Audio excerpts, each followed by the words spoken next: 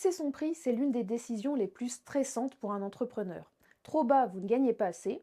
Trop haut, vous faites fuir les clients. Aujourd'hui, je vous donne une méthode en 3 étapes pour trouver le prix parfait. Celui qui couvre vos coûts, valorise votre travail et attire vos clients idéaux. Spoiler, ce n'est pas une question de feeling, mais de calcul et de psychologie. Prêt à y voir clair? C'est parti! Un prix mal fixé, c'est soit une perte de revenus si vous vendez trop bas, soit un manque de clients si vous vendez trop cher.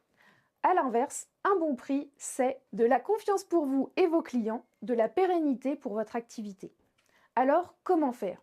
Suivez le guide. Étape 1, calculer son coût de revient. Le coût de revient, c'est tout ce que vous dépensez pour produire ou vendre votre produit ou service. Sans le connaître, vous risquez de vendre à perte sans le savoir. Pour le calculer, vous devez lister vos coûts directs, les matières premières, par exemple les ingrédients pour un pâtissier. La main-d'œuvre, c'est votre temps. Valorisez-le à son juste prix, même si vous débutez. Les frais de production, par exemple l'électricité, le loyer de l'atelier. Vos coûts indirects, les frais fixes, par exemple les abonnements, les logiciels, les assurances. Les frais variables, par exemple la livraison ou l'emballage.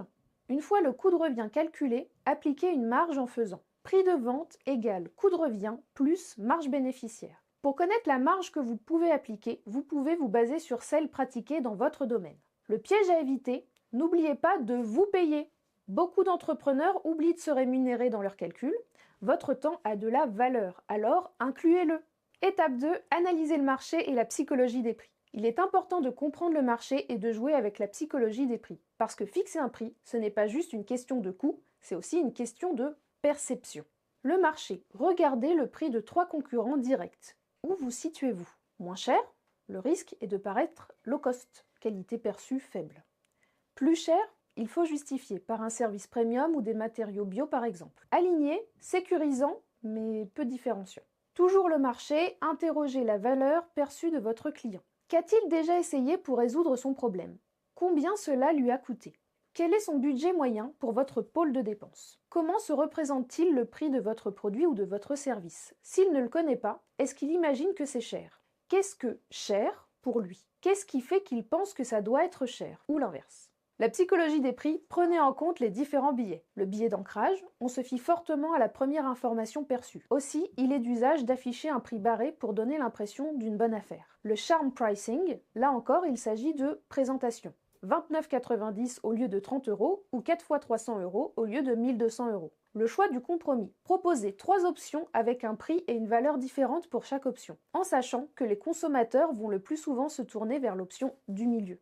Le bundling ou package, proposer des packs vendus à un prix inférieur à celui que le client paierait s'il achetait les biens et ou services séparément. Étape 3, tester et ajuster son prix. Parce qu'un prix, ça ne se fixe pas une fois pour toutes. Voici comment faire. L'A/B testing. Proposez 2 prix différents à 2 groupes de clients. Par exemple, 25 et 30 € pour un massage et voyez lequel convertit le mieux. Attention, pour des résultats pertinents, il faut que le prix soit le seul critère variable. Avec notre exemple, le massage doit être le même, réalisé au même endroit, dans les mêmes conditions.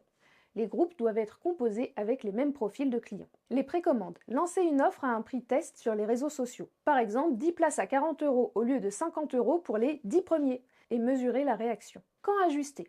Trop de demandes? Vous pouvez augmenter les prix. Pas assez de clients? Interrogez vos prospects, qu'est-ce qui fait qu'ils ne sont pas allés au bout de la vente? Attention, si c'est un problème de coût, la baisse du prix n'est pas forcément la bonne réponse. Vos prospects estiment peut-être qu'il n'y a pas assez de valeur. Les 3 erreurs à éviter. Sous-évaluez votre temps. Votre heure a de la valeur. Même si vous débutez, ne vous payez pas en dessous du SMIC chargé. Copiez bêtement les concurrents. Leur prix ne reflète pas vos coûts ou votre valeur unique. Inspirez-vous, mais adaptez.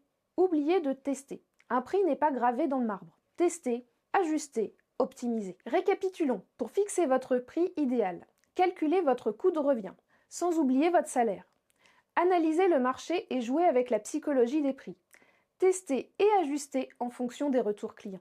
Votre mission cette semaine, calculez le coût de revient d'un de vos produits ou services. Comparez avec 3 concurrents.